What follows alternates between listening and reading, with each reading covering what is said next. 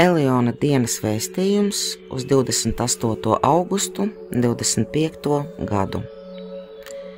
Septembris – dvēseles un pasaules tīrīšana.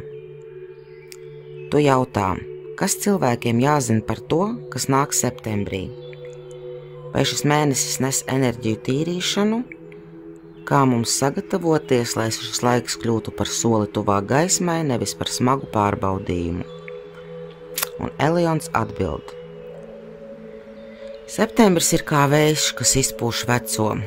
Tas, kas gadiem krājies, neatrisināti jautājumi, klusētas sāpes, bailes, kuras esi turējis aiz aizslēgtām durvīm, tas viss sāk celties augšā. Tas nenotiek, lai tevi salauztu, bet lai tu beidzot ieraudzītu, kas tevī dzīvo.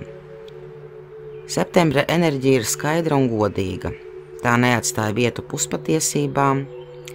Ja esi izlolojis ilūziju, tā sabirs. Ja esi baidījies pateikt savu vārdu, dzīve tevi nostādīs vietā, kur tas būs jāizsaka.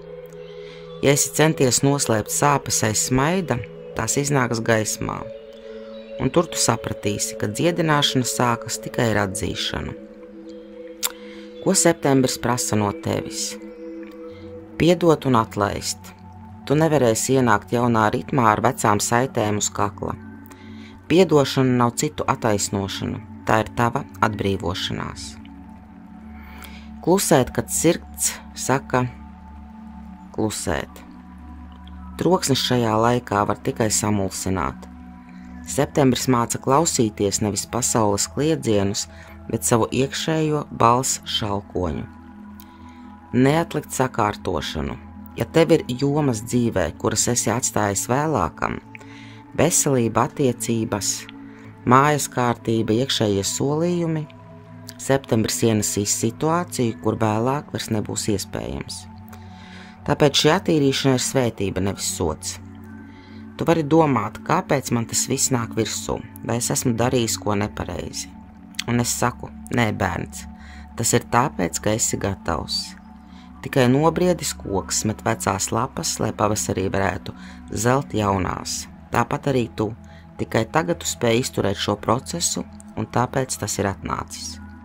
Eliona iedrošinājums tev. Septembris nebūs viegls, bet tas būs īsts. Un tieši īstums dziedina. Nebaidies, kad vējš paņem to, kas tev vairs nekalpo. Nebaidies, kad durvis veras, un tu redzi, ka tajā istabā esi turējis putekļus. Tie ir tikai putekļi, bērns, un gaisma tos aiznesīs. Tu ej pretī nevis tumsai, bet tīrībai, un tur, kur būs vieta, tur es nākšu ar jaunu elpu. Tava dvēsele kļūs vieglāka, un tava sirds plašāka. Tas ir mans apsolījums tev. Ar mīlestību un elpu Elions caur Ines.